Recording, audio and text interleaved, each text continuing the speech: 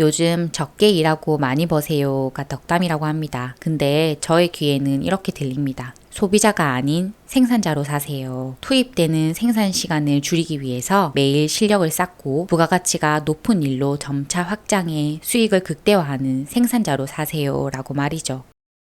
유튜브는 시간 싸움입니다. 시간을 어떻게 생각하는지, 어떻게 확보하는지, 어떻게 사용하는지에 따라 성패가 결정된다고 해도 과언이 아닙니다. 누구나 유튜브에 도전하지만 누구나 성공할 수 없는 이유도 시간 때문이고, 반대로 시간을 제대로 이해하고 활용할 줄 안다면 유튜브를 성공시키기 쉬워집니다. 때문에 이번 영상에서는 유튜브를 한다면 너무 중요한, 특히 쇼츠를 한다면 더 중요한 시간에 대해 얘기해 보려고 합니다. 시간은 누구나 24시간으로 똑같지만 좀 더 들여다보면 시간을 두 가지로 나눌 수 있습니다. 소비의 시간과 생산의 시간으로 말이죠. 유튜브를 보는 사람들은 콘텐츠를 즐기며 시간을 소비하고 그 대가로 재미를 가져갑니다. 유튜버는 콘텐츠를 생산하며 시간을 소비하고 그 대가로 돈을 가져가죠. 소비자는 제한된 시간 내에 최대한 재밌고 유익한 영상을 볼수록 만족도가 높고, 유튜버는 콘텐츠를 생산한 시간 대비 많은 돈을 가져갈수록 만족도가 높습니다. 그리고 구글은 유튜브 생태계를 구성하는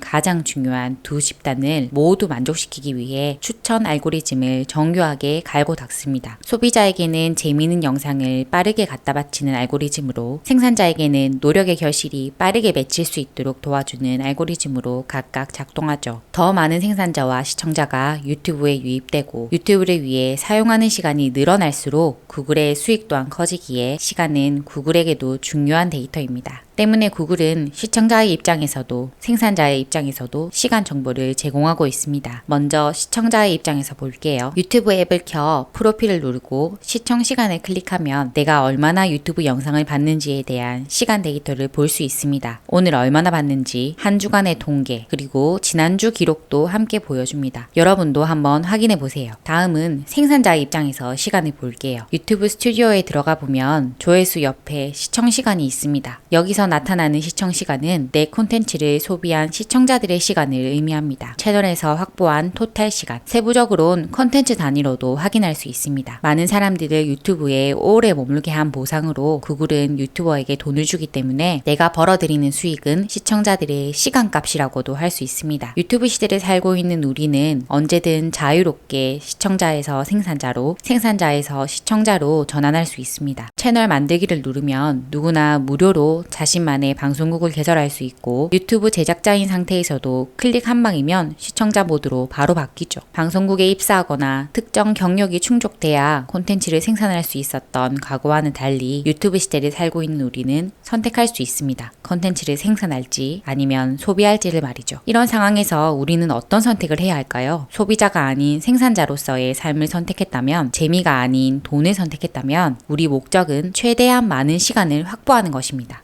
재미있는 콘텐츠를 생산해 사람들로 하여금 시간을 소비하게 만들고, 소비된 그들의 시간을 모아 나의 시간을 확보하는 것이 되어야 합니다. 생산자에게 시간은 곧 돈이니까요.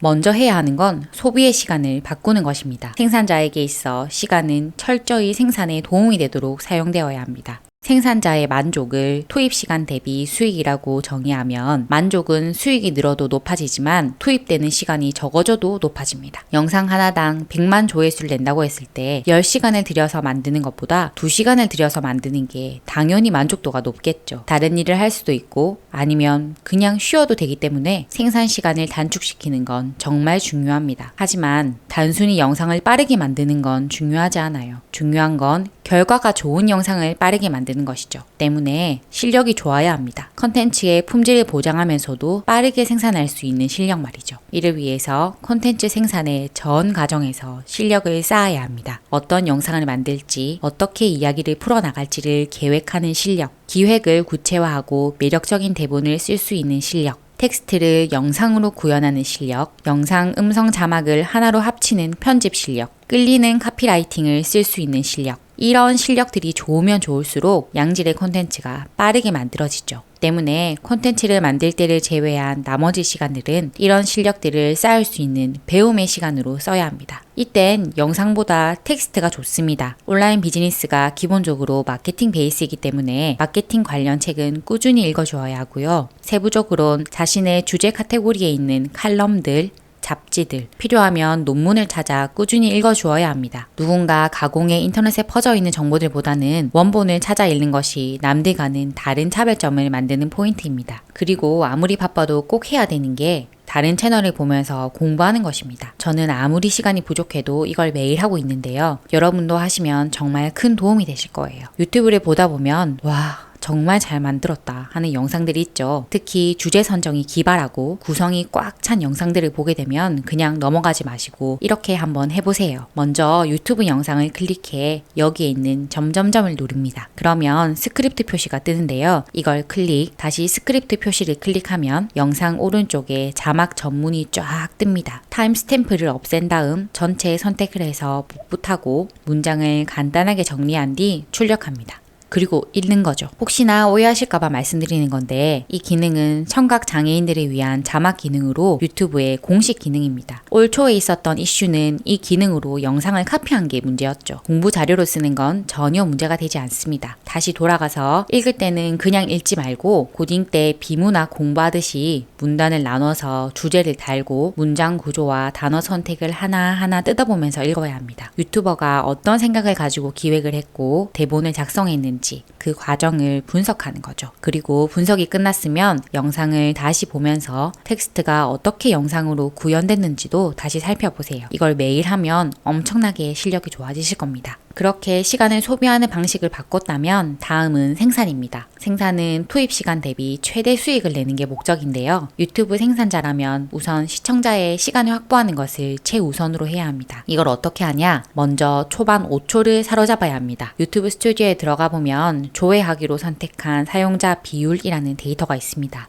쇼츠가 피드에 노출되었을 때 얼마나 많은 사람들이 나가지 않고 영상을 보는지를 수치화한 것인데요. 100만 조회수 이상을 기록한 영상들을 보면 그 수치가 대부분 60% 이상인 것을 알 수 있습니다. 반대로 실적이 저조한 영상들은 대부분 60% 이하인 것을 확인할 수 있죠. 어떤 영상은 50%가 채 되지 않는 것도 있습니다. 초반 5초를 사로잡는데 실패했다는 뜻이에요. 초반 성적을 결정짓는 건 주로 첫 장면, 첫 멘트, 제목입니다.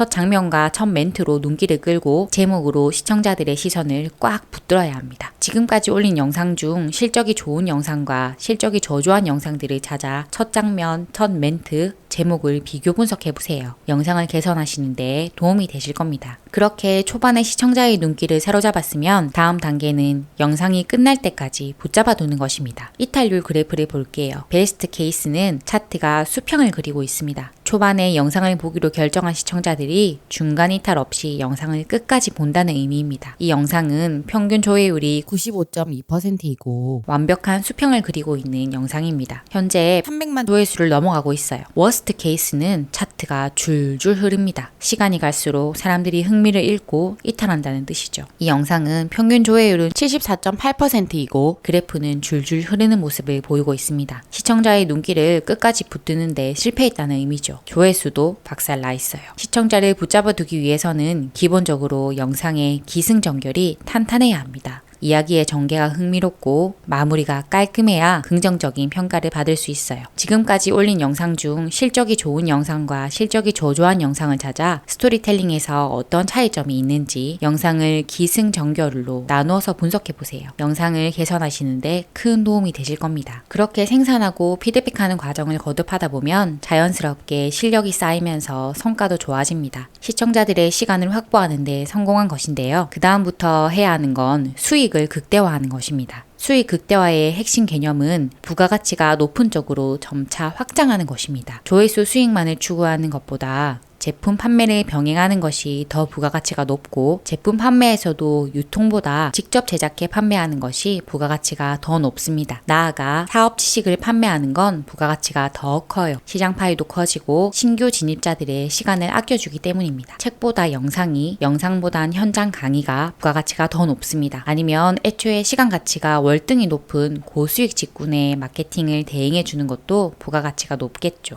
요즘 적게 일하고 많이 버세요 가 덕담이라고 합니다. 근데 저의 귀에는 이렇게 들립니다. 소비자가 아닌 생산자로 사세요. 투입되는 생산 시간을 줄이기 위해서 매일 실력을 쌓고 부가가치가 높은 일로 점차 확장해 수익을 극대화하는 생산자로 사세요 라고 말이죠. 생산자의 삶은 정말 고독합니다. 소비자와는 비단 시간뿐 아니라 삶을 대하는 관점 자체가 완전히 다르기 때문에 말도 잘 통하지 않습니다. 아무리 친한 친구라도 가족이라도 서로를 깊이 공감하기 어렵습니다. 생산자의 삶은 정말 험난합니다. 과정이 아닌 결과로 숫자로 나를 증명해야 하기 때문이죠. 소비자들은 과정에 관심 없습니다. 내가 얼마나 깊은 고뇌와 고된 시간으로 콘텐츠를 만드는지는 관심 없어요. 그저 결과물이 재밌으면 되는 거고 유용하면 되는 겁니다. 제가 최근에 네이버 카페를 만들었는데요. 이런 생산자의 삶을 살기로 결정하신 분들, 살고 계신 분들은 여기로 들어오셔서 서로의 가정을 격려하면 어떨까 싶습니다. 고독하고 험난한 가정을 함께하면 좀 더 재미있는 생산 라이프가 되지 않을까 싶어요. 긴 영상 봐주셔서 감사합니다. 적게 일하고 많이 버세요.